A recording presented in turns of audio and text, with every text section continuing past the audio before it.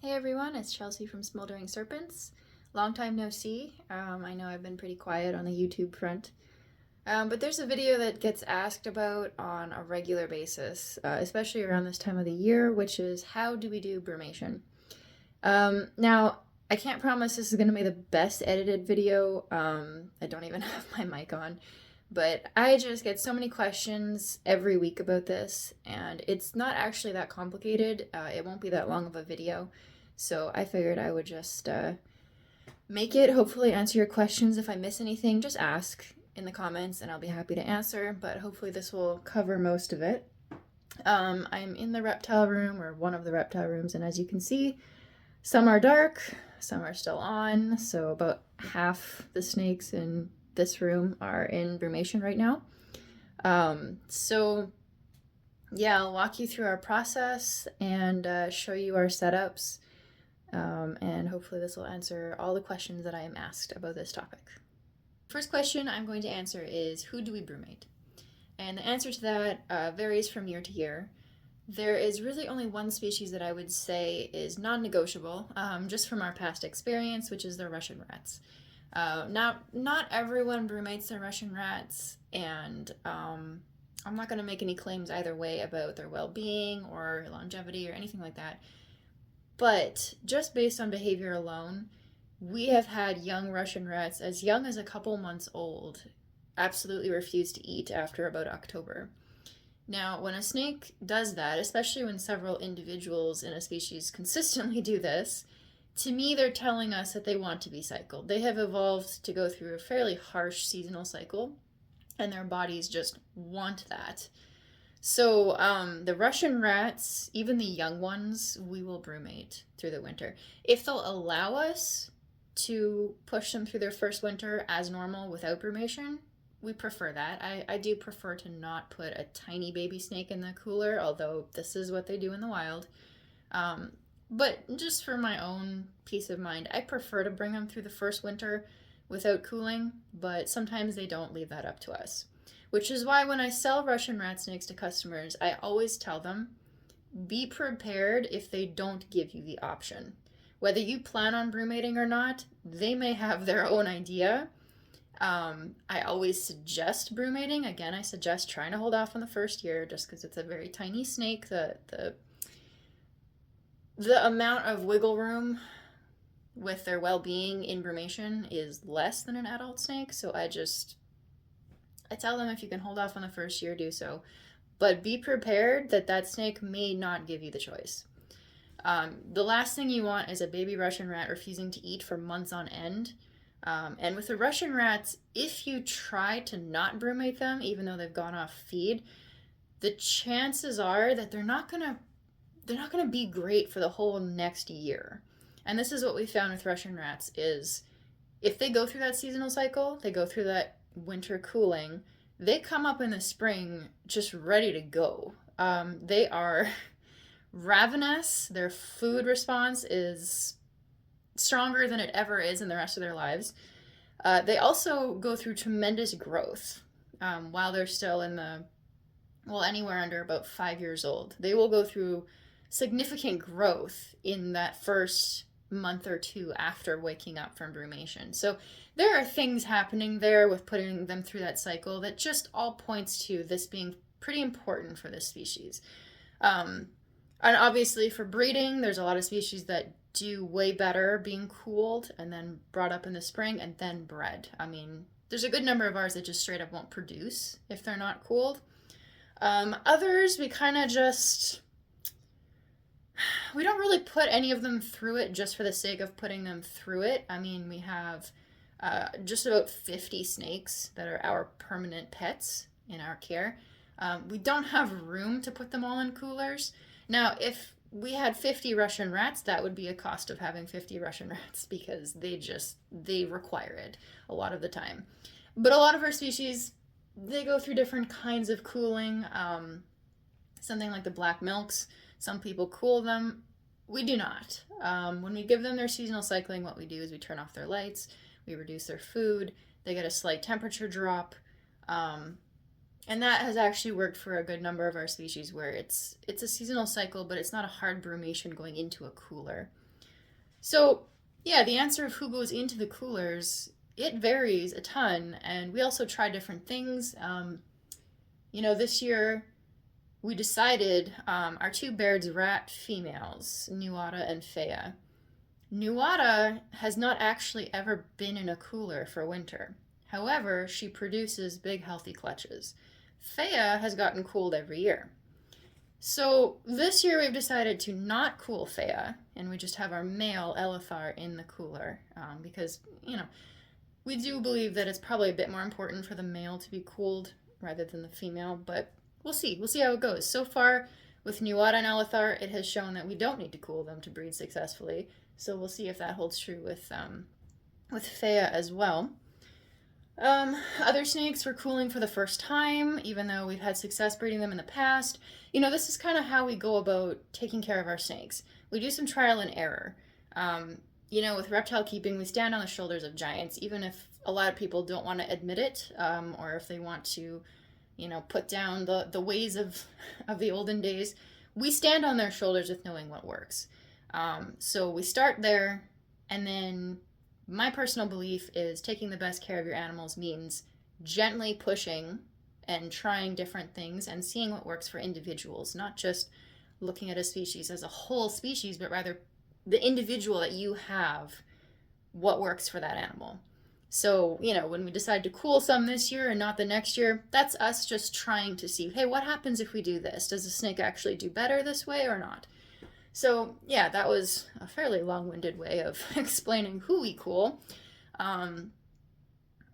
Yeah, there's a lot of people who message me saying that their snake has gone off food about this time of year, a little bit earlier, sometimes October. And the truth is, depending on the species, but it's almost always this time of year, it's almost always them wanting to go through some kind of seasonal cycle. Some of them you don't have to do much. But again, knowing the natural behavior, the natural range, what kind of seasonal cycling they usually go through in the wild ahead of time before you get a snake of a certain species helps you be prepared for the fact that, hey, this animal might want to go through a winter cycle. And it's not a big deal. It's not difficult to learn how, but it's a catch. The Russian rats are all the rage these days, and they're amazing, but there's a significant catch, which is that they're likely going to want to be put in a cooler, and they're likely going to be kind of tucked away out of sight for months out of the year. So these are things to consider, and a lot of species are flexible with whether you cool them or not, but certain ones are not so much, and you should just be prepared for that going into it. So next topic is our timeline for brumation. Now, this can vary from year to year, but it's fairly consistent. More just the whole process getting nudged forwards and backwards a bit in the year, depending when we are aiming to have babies ready. We generally like to hang on to hatchlings longer than a lot of breeders, which means that we get to this awkward stage where the babies are just ready to ship out right as shipping season kind of closes down. Now, I don't mind keeping babies over the winter, but if we can shift our adults back a little bit in their cycling so that we end up being able to hang on to babies as long as we like, but then also have a decent window to ship them out before winter sets in, that would be ideal. So we're trying that this year. We went a little bit earlier with brumation. So here's what our process looks like. Most of the snakes get their last meal beginning of October. That is their last meal. We don't do anything special with it. It's just, they don't know it's their last meal before cycling. We just feed them as usual. Hydration is very important during brumation, as it is all the time. But, when you're putting their bodies through this stress, it's just really important to make sure that they are well hydrated. So we keep extra on top of water bowls, making sure fresh, clean water is available in these weeks before putting them down for brumation. So they eat their last meal. We give them 2 full weeks with all their heat and lights on. So they're just sitting as usual. Most of our snakes eat weekly. And so this means essentially skipping a meal, but 2 full weeks is to allow them to fully digest that last meal, get it out their system, get out any additional little waste they might have. After 2 weeks, we shut off their lights. Now, most of our cages have an LED and a halogen heat bulb. both these things get shut off. They are now at room temperature in their cages. No lights, but they can still get a bit of daylight coming in through their doors, and no heat besides room temperature. They get a week like that. Then we move them into their brumation tubs. Now I will show you the different types of tubs that we use to put them in, which obviously varies a ton because the size of snakes that we have all over the place. But we put them in their brumation tubs 3 weeks after their last meal. And those tubs then get put in the coolers. We have 2 coolers running. And at this point, both those coolers are set to the maximum temperature that they can be, which is usually about low mid 60s. And that's only about 5 to 8 degrees cooler than our room temperature. So it's a step down, but it's nothing too significant. So we put them in there. They're at about low mid 60s. Now the small cooler that I will show you is just for the Russian rats. The Russian rats need to be colder through the winter in order to bring them down in activity level and take their metabolism down so they're not losing weight throughout the entire winter. So we have a small cooler and we have a large cooler. The small cooler for the Russians is kept at about mid 40s. The large cooler, which houses everyone else that goes for brumation, is about mid 50s. So as you can, do the math here, when we put them into their coolers and they're about low mid 60s, the larger cooler doesn't have very much to go down to get to brumation temperature. It's only about 10 degrees down to reach brumation temperature. So typically we'll go down about 2 degrees a day. And that's not hugely important. We try to keep it a steady, slow drop. But if we miss a day, or if we do a degree in the morning, a degree in the evening, if we do 2 degrees for one day, if we miss it, we take it down gradually, a couple degrees at a time, until they reach their brumation temperature. For the larger cooler that only goes to mid 50s, this is only going to take less than a week. For the cooler temperature, we'll be a little bit more careful with making sure that we are gradual with the decrease in temperature. But even that takes about a week and a half or so to get them down to brumation temperature. Once they're at brumation temperature, they're going to stay there for about 2 to 3 months.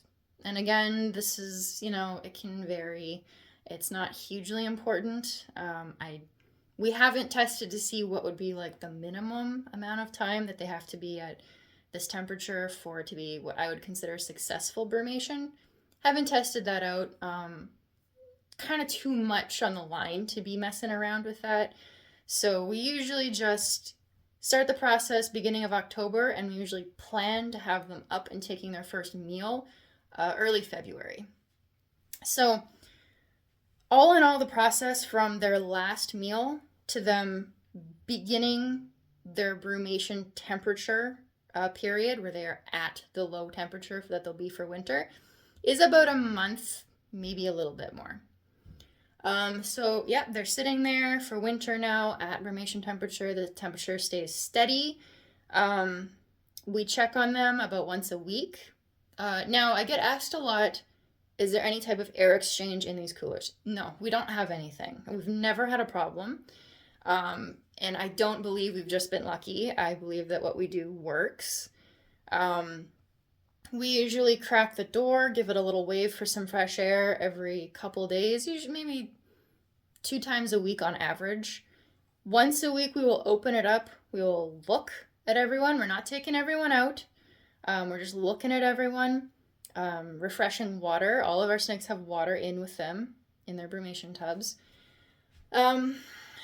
About right in the middle, sometime in December usually, we will take everybody out and actually give them a weigh-in. We will check that they are maintaining their weight.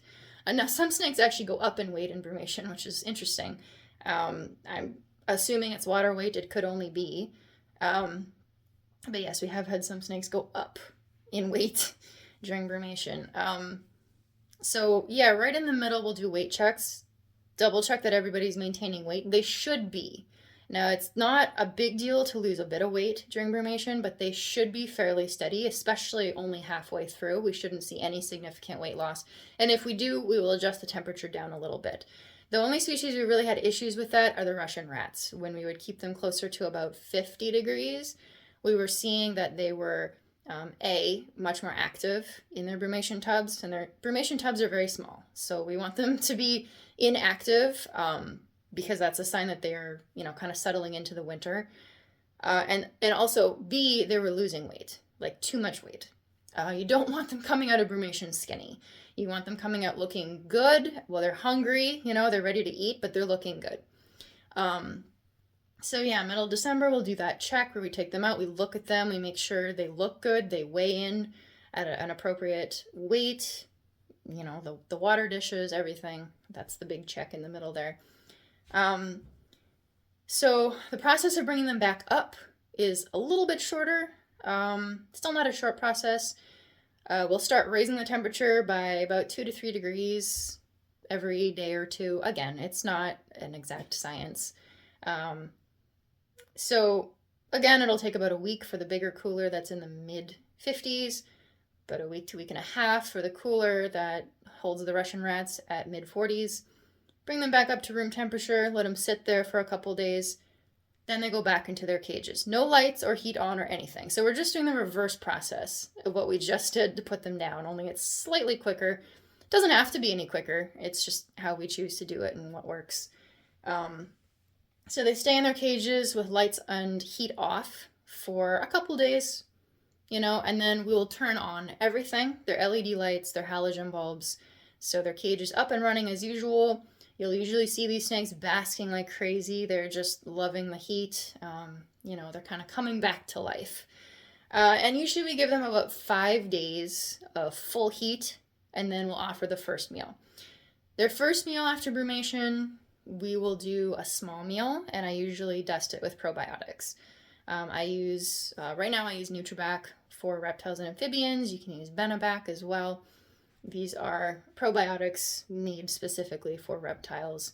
And I just, I'm not conducting any studies here. I'm just going off of my experience that the waste that I see coming out the other side after brumation tends to look a lot more digested and a lot cleaner since I started doing the probiotics. So it's my personal experience. I'm not making any claims either way. But again, I do what works for my animals, and what I see has a positive effect. So I do about a half-size meal with probiotics. Again, I've never had any problems with snakes coming out of brumation. I've never had any respiratory issues.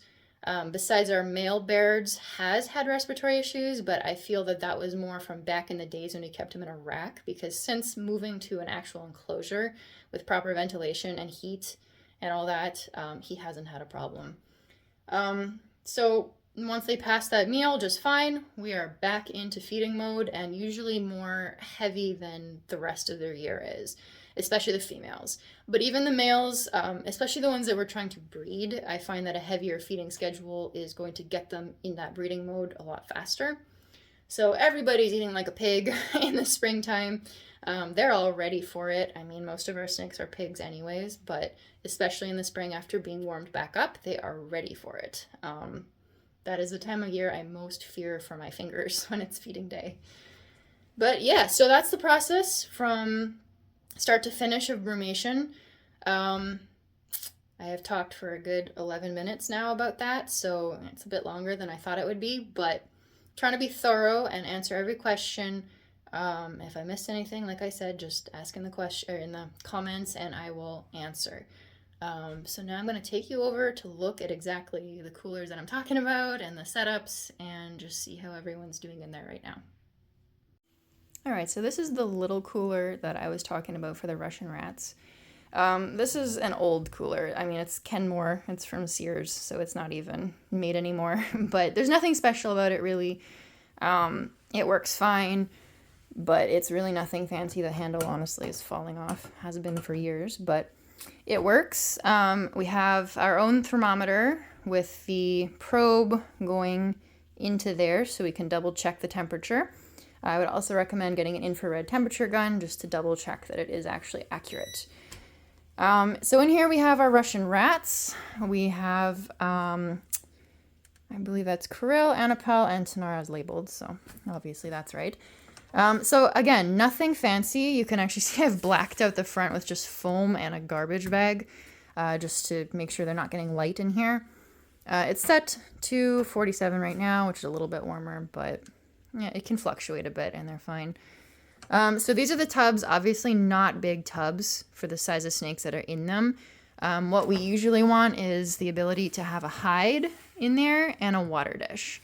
Now with smaller snakes, with smaller tubs, it's not a huge deal if there's not a hide. The reality is that these snakes shut down for winter. They really shut down in a way that you won't see in any other stage of their life.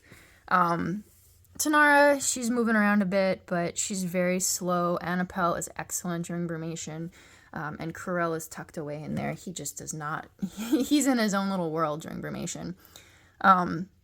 So nothing big. Everything is very secure. This one has very strong clips, and any of them that do not have clips along the sides, we'll use these. But like I said, these snakes are so inactive during winter. They're not trying to escape, but the last thing you want is for them to get out and go back against, the cooling, the back where it's very cold. So yeah, these are the Russians. Yeah, it's telling me it's been open for too long. Yeah, these are the Russians. We did have another male Kovaki who has recently moved to a new home. He would go up here as well, but our holdback girl, Ziva, will go up here. This is her first winter though, and she's eating just fine, so I'm going to keep her going through her first winter. And next winter she'll be going through this, just like her sister and her mom. Yeah, so that's the Russian cooler. Here's the larger cooler that we have basically everyone else in besides the Russian rats. This one is a winter brand, which we're very happy with. It's worked really well. It was not cheap, but of course, it's always an investment to keeping the animals properly.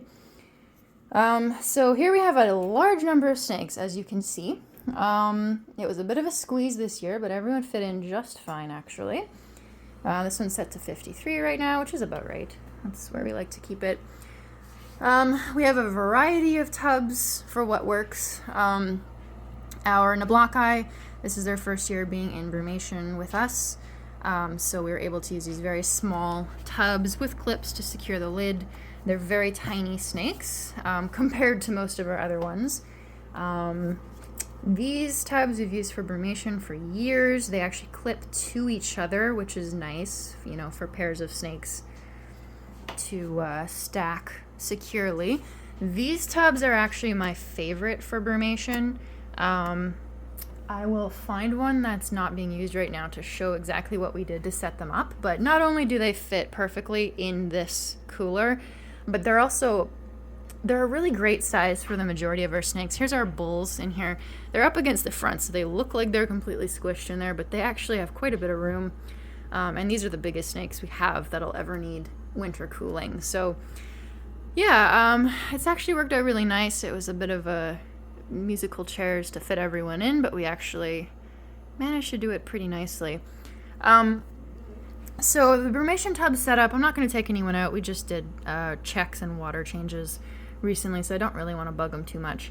But their brumation substrate is a coconut mulch. It's the very light, airy mulch. Because it doesn't mold if it gets wet, and it also dries out very quickly. I also find that it tends to not get pushed up into things as much as other looser mulches can, because an issue that you want to watch out with is the water getting into the bedding. You don't want them sitting in wet, cold conditions. The goal for us has always been to keep the bedding as bone dry as possible and then provide fresh, clean water the whole time. And like I said, this has worked for us for years. We've never had a health issue during brumation. Baron does have a hide in there, but you can see they just choose to sit where they want to sit. Caspian is hidden back in his hide, and he has been the whole time. Meanwhile, Baron and often Luthien are out and about, not moving around, just kind of sitting. Hey, buddy. Just kind of chilling out. No pun intended. Yeah, so that's the setup for mostly North American snakes. Honestly, looking at it, we have Jinx and Eska, our Japanese rats here, but otherwise these are all North American species. kept in the mid-50s. These are the tubs that we use for the majority of our snakes in brumation. I have a couple extra just because we have a couple snakes. Like I said, we're opting to not cool this year, so I can use this as an example. I can't remember where I got these, but if someone reminds me in the comments, if you're curious, I can figure that out and let you know. They are hinged at the back. However, right here is a bit of a weak spot where from the inside they could push the bottom and the lid apart. So we reinforce by drilling very tiny holes through both the bottom and the lid and twist tying it shut so there's no weakness there anymore. Ventilation holes drilled. These are obviously housing fairly good sized snakes. You know, we have the bulls in here. We have Baron, our male calico, who's a very sizable snake. So we do 1/4-inch holes. If it was ever going to house smaller snakes, you'd want to go smaller because the last thing you want is them, you know, pushing their nose through a hole or something. Now, ideally, you're looking for behavior that is settled enough that they're not doing any of that.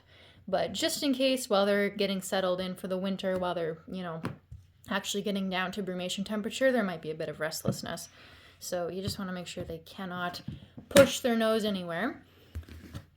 So these tubs, what makes them so great is that they actually have, I'm trying to get a good angle here, they actually have a grooved focus camera. They actually have a grooved lip here that straddles either side of this.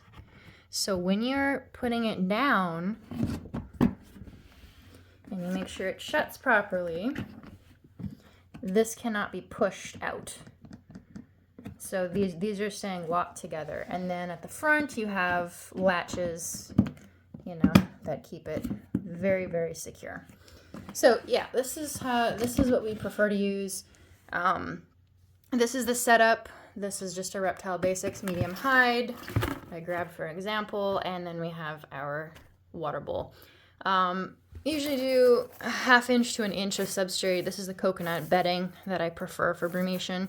I don't really use this any other time, but for brumation, it holds together so that things don't get pushed up into the water dish and drain it. Now that still does happen, but this just helps prevent that. It's also not going to mold if it gets wet, and it's a good substrate to kind of burrow down into. So yeah, this is a setup. It's very simple. I do understand, you know, some people are not happy with putting their snake in such a simple, tiny area for months on end, and I get that. However, I think once you see the behavior of a snake in brumation, you stop feeling so bad. Because if you're doing it properly, they really shut down. They're not moving about. They're not wanting to use all their usual enrichment. So you know, I feel a little sad putting them away for winter every year just because I miss seeing them. But honestly, this is part of a lot of their natural behavior, and I'm happy to give it to them if we can. And yeah, you just get used to the process. It's a bit scary at first, I understand, but at the end of the day, it's not too difficult, and it can really benefit some snakes. So that's it for the brumation video. I think I covered everything. Probably missed a question or two, so just feel free to ask and I will answer. I don't know if I've ever shown you in another video this nice little piece of art my sister made for our snake room. I always like seeing it. Yeah, so if I missed anything, just tell me, just ask, and I will answer any questions. I can't think of any other videos I'm going to be making anytime soon, honestly. I do have plans. I do have some goals of things I want to put up on YouTube yet, but, you know, just a lot of other things taking priority. So for now, that's it. I hope you guys have a great day, and I will see you around.